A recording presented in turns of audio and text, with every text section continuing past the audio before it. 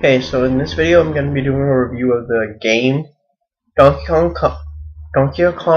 Country Tropical Freeze.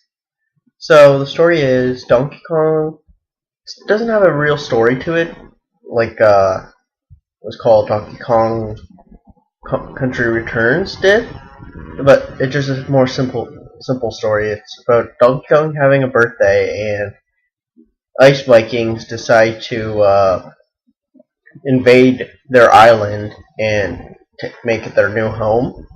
So, and Donkey Kong and his family get swept away onto a new island, and they have to travel through 5 different islands just to get to theirs and defeat the boss. So there's no real story to it. They just have to try to get back to their island and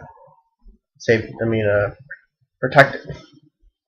So yeah, there's not a real story to that one. Other than that, the gameplay is really fun. There's new levels. It's somewhat hard. There was a lot of levels that pissed me off a lot. The level design is so detailed from the foreground to the background. It's so detailed in the background. Couldn't believe it.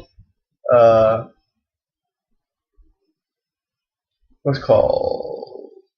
And the cutscenes between, like, there was only I think one cutscene in between a level, and that was good. I wish there was more cutscenes in between a gameplay, but there was nothing really. It was just one cutscene and that was it. And then there was cutscenes between the boss fights, but that's always how it is. And the music is really cool. It was nice to listen to, just to sit there and listen to it.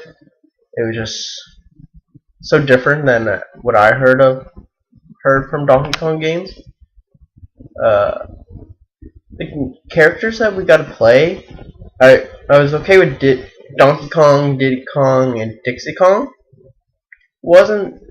I didn't really like playing as Cranky Kong too much because his special move, hopping on that his stick or whatever, was too frustrating to actually activate the special move by pressing the A button when I needed to.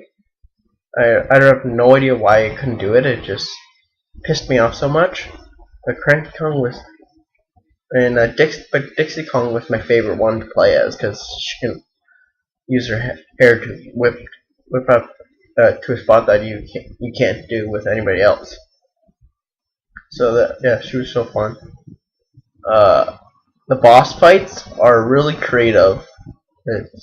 They're all different from one another, even from previous games that Donkey Kong was in. They're all different.